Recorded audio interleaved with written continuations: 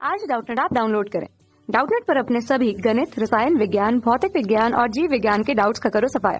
बस प्रश्न की फोटो खींचो, एक ही प्रश्न को क्रॉप करो और तुरंत वीडियो सोल्यूशन पाओ। अभी डाउनलोड करें। क्वेश्चन हमारे पास है प्रकृतन और कारण के रूप में। प्रकृतन क्या कह रहा है कि जब वस्तु के वेग को दोगुना कर दिया जाता है तब गतिज ऊर्जा 4 गुनी हो जाती है, क्योंकि गतिज ऊर्जा वेग के वर्ग के समानुपाती होती है। ठीक है।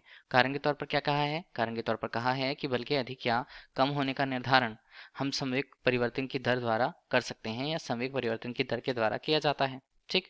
तो हमें ये देखना है कि प्रकृतन और कारण क्या दोनों सही हैं या दोनों में से कोई एक गलत होता है या दोनों गलत होते हैं। इसके अलावा हम ये कहें कि प्रकृति अगर सही है तो कारण क्या उसका सही स्पष्टीकरण दे रहा है या नहीं दे रहा है, ये हमें देखना है। तो ये सारे मान हमें विकल्प में दिए हुए हैं ए बी सी डी के बीच में, तो हमें इसी में से सही मान को चुनना है। ठीक।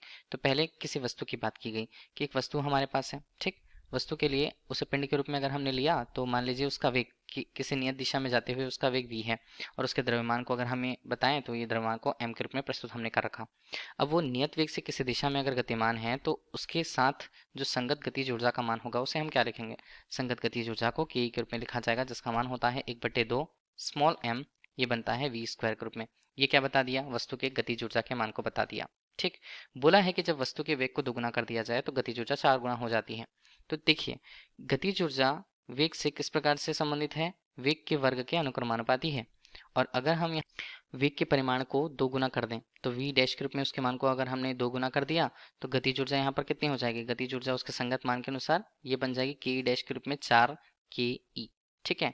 तो गतिज ऊर्जा का मान 4 गुना हो जाएगा अपने प्रारंभिक मान से, हमारे लिए सही रहा। ठीक। तो हमें जो दिया हुआ है कि देखें, जब वस्तु के वेग को दोगुना कर दिया जाता है तब गतिज ऊर्जा 4 गुनी हो जाती है, क्योंकि गतिज ऊर्जा वेग के वर्ग के समानुपाती है। तो ये हमने देखा, तो ये हमारे लिए प्रकृतन तो सही है। कारण के तौर पर क्या बोला है? बल के अधिक या कम होने का निर्धारण संवेग परिवर्तन की दर के द्वारा किया जाता है। बल का परिमाण कम होगा या ज्यादा होगा? किसी पिंड पर अगर हम लगने वाले या किसी वस्तु पर लगने वाले बल की बात करें, पिंड या वस्तु पर, तो बल को हम F से प्रदर्शित करते हैं। ठीक है। F का मान अगर न्यूटन के द्वितीय नियम से हम देखें तो m गुणा ए के बराबर होता है। और इस तरह से अभी हम इसे क्या कहें? बल को क्या कहा जाता है? अगर हम न्यूटन के द्वितीय नियम से देखें तो किसी वस्तु पर लगने वाला बल जो होता है उस वस्तु के संवेग में परिवर्तन की दर के अनुक्रमानुपाती होता है। कैसे? इसे अनुक्रमानुपाती रूप से लिखें तो यहाँ पर हम क्या बोलते हैं? m मान लीजिए एक नियत राशि होगी, द्रव्यमान तो नियत होगा किसी भी पिंड के लिए। ए को हम क्या लिख सकते हैं? ए को हम लिख सकते हैं dv/dt। तो dv को क्या लिखा जा सकता है? एक तरह से हम उसे वेग में परिवर्तन कह सकते हैं, वेग में परिवर्तन। ठीक। तो वेग में परिवर्तन और समय के साथ है तो वेग में परिवर्तन की दर हम उसे कहते हैं, वेग में परिवर्तन की दर के रूप में।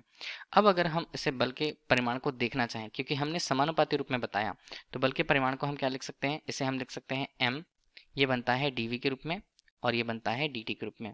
तो वेग के साथ अगर द्रव्यमान का हम गुणा करते हैं तो वो क्या बन जाता है? वो बन जाता है संवेग में परिवर्तन की यहाँ पर दर। ठीक है। संवेग में परिवर्तन की दर हमें मिल गया। तो इस तरह से बल का परिमाण जो होता है या बल जो होता है संवेग में परिवर्तन पर निर्भर करता है। संवेग में परिवर्तन का मान अगर ज्यादा होगा तो बल का परिमाण भी ज्यादा होगा, और संवेग में परिवर्तन की दर का मान कम हो तो बल का परिमाण भी कम होगा। ठीक है। तो हम ये देख रहे हैं दूसरा स्टेटमेंट कि बल के अधिक या कम होने का निर्धारण संवेग परिवर्तन की दर के द्वारा किया जाता है, तो वो भी सही है। लेकिन अगर हम कारण के तौर पर देख रहे हैं कि पहले की स्थिति के लिए कारण यहाँ पर बल वाला टर्म होगा तो वो गलत है। ठीक। तो हमारे पास जो कारण दिया हुआ है वो तो सही है, प्रकृतन भी सही है, लेकिन कारण प्रकृतन की सही व्याख्या नहीं कर रहा। ठीक है। तो विकल्प भी हमारे लिए क्वेश्चन का सही आंसर होगा। Thank you. कक्षा 6 से 12वीं से लेकर नीट, IIT, JEE वो एडवांस के लेवल तक 1 करोड़ से ज्यादा छात्रों का भरोसा। आज ही डाउनलोड करें डाउटनेट ऐप या व्हाट्सएप करें अपने सारे डाउट्स 8400 400 400 पर।